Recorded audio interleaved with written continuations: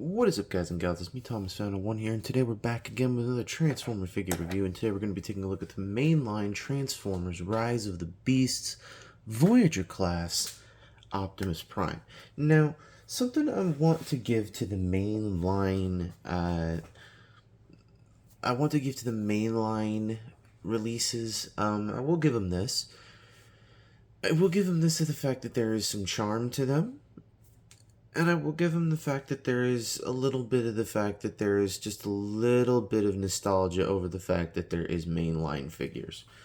Now, before we get into the figure, we're going to take a look at the packaging. So, let's pull down the packaging here. Let's zoom out for just a quick moment here.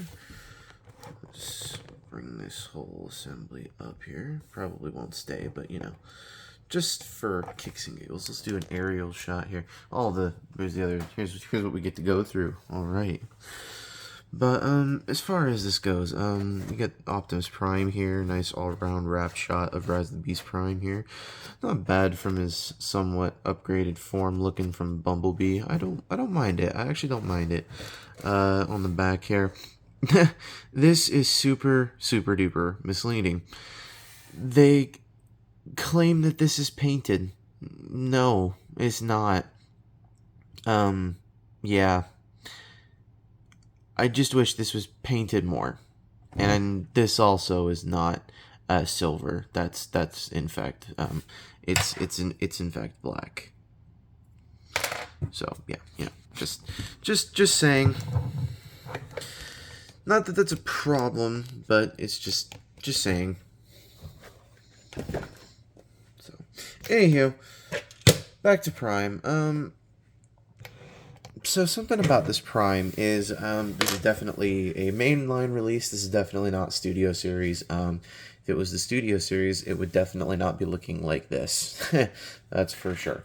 It definitely wouldn't look like this, and it definitely would not be coming in that packaging that I showed off just moments ago. It would come in something that looks like that. Yeah, so, anywho. So in terms of the truck mode, I mean, the truck mode, as for what it is, it's transformed. It's transformed is what it is. So, ignore that. But anywho, it's a nice little flat-nosed truck. I mean, we're definitely not in the 80s anymore. But I like the fact that, you know, Stephen Cable Jr. is paying homage to the 80s with this. I'm glad that they decided to continue with him being a flat-nosed truck. I'm very glad that they decided to continue that because of Bumblebee and or all of that stuff because of this. It just makes me feel, this feels more like Prime. And the mold is kind of a basic ripoff of Earthrise Prime. I mean, at this point, all of them are kind of basic ripoffs of Earthrise Prime, but, you know, we'll get to it. So, anywho, I suppose let's get into some size comparisons, and the only other size comparisons that this really can go into is with the only other ones that are not currently in robot mode, which are, here it is with Studio Series Rise of the Beasts RC. Obviously, that's not Bumblebee, it's not Bumblebee movie, and it's definitely not Studio Series 86, and it's definitely not Earthrise or Kingdom RC, so I can remove her. Here he is with Nightbird in her Nissan GTR form, Skyline GTR form, excuse me. So, you know, just gotta love the fact that Stephen Cable Jr. is just paying homage to some of these beautiful cars here of the 90s. And this is definitely not a car of the 90s, but here he is with Senor Wheeljack.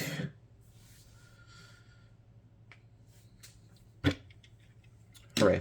So, anywho, let's get down to transformation, shall we? So, to start things off, you're going to pretty much, I have trouble with this, but you're going to pretty much just come and make sure that you can get this up, and going to fold it in, and it's going to just pretty much stay underneath the toe. Oh, but before I forget, you can totally store this in vehicle mode either direction.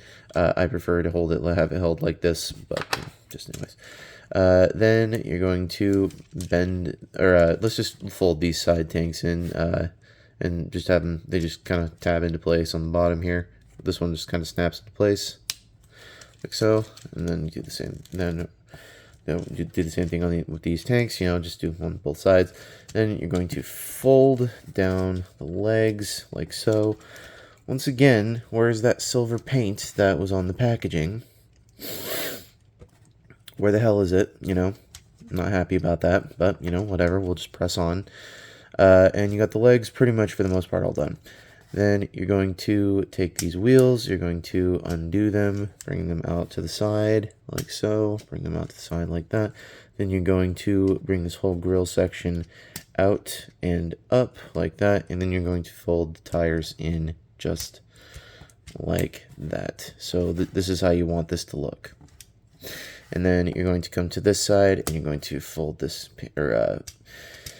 fold this panel down like that. Do the same thing on the other side, like that. And then you're going to want to come to this bottom section, and it's kind of hard. Let's see if I can get this on camera here. And these arm sections are going to separate from the thighs, like so. These tabs separated from those pegs. So that was how that was going to work. And then you're going to bring the arms down and then bring these out to the side like so. Take the smokestacks, kind of just accordion them back, straighten out the arms, rotate at the bicep, fold out the hand like so.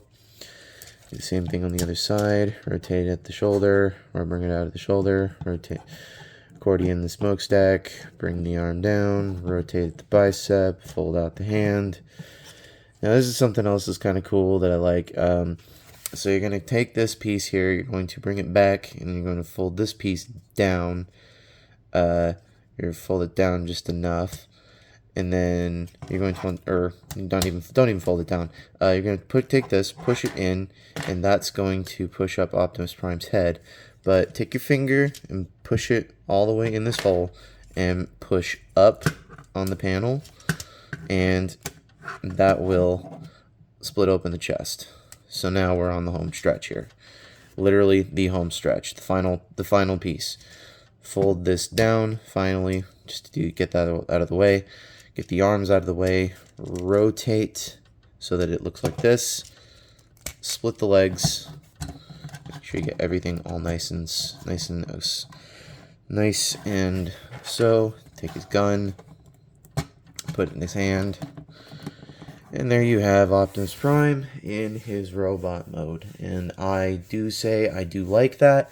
However, I think we need to take a look at the back of the packaging, and we need to take a look at this figure as it sits. Okay? Let's just take a look at the back of the packaging here. Don't mind the stupid Hasbro fold-out piece. You know what? Let's take a look here, shall we? Let me point you to one massive difference that they claim is painted. Look at this right here. These crotch plates, or these skirt plates right here. These are not painted right here. So they claim these are painted. They claim that these pieces right here are painted. They claim that these pieces right here underneath his pecs are painted. They are not. And also, as a final note, let me see. Did they paint those? Oh, they did paint those. Okay, so I'm not mistaken on that one. Let's also take note. They also claim that these thigh guards here, or thigh pieces here, are painted. They are not. So this just is a straight up lie on the back of the packaging. Like, look at this. You can't tell me that any of that translated to this at all. What on earth were you doing, Hasbro? Were you intentionally just trying to get us to suck you off a little bit harder with this one, just so that we would buy this one, and then you would release the Studio Series just so that we could have this one for our collections, just to tide us over till we got the Studio Series one, and then on the top of that, after that, we're going to sell this one on the aftermarket price, where it's probably end up gonna not sell very well? Yeah, Hasbro knew exactly what they were doing with this figure. They knew exactly what they were doing with it from the start. When I say that, I mean they knew exactly what they were doing with it from the start, as in, they released this saying, oh, hey, we're going to give you a Studio Series version, but you're going to buy this first, and you're going to love it, and you're going to enjoy it, and you're going to love it forever, but you're not going to like it all the way. You're going to hate it all the way up until we release the Studio Series. And then you're going to buy the Studio Series, but you've already bought this one, so now you're in a conundrum. Are you going to buy this one and keep this one, or are you going to wait and then you're going to buy the Studio Series version? Much like goes for the whole mainline thing. The only reason why people didn't why people bought the 3-pack was because they wanted Nightbird and Wheeljack. That's why I bought it. I definitely did not buy it for Cheetor, and in fact, I got rid of Cheetor. So, what did I do? I bought it this one instead. So, you know what? Hasbro, you win, but at the same time, you also suck for doing that. So, anyways, this figure is good, but also at the same time, don't waste your money.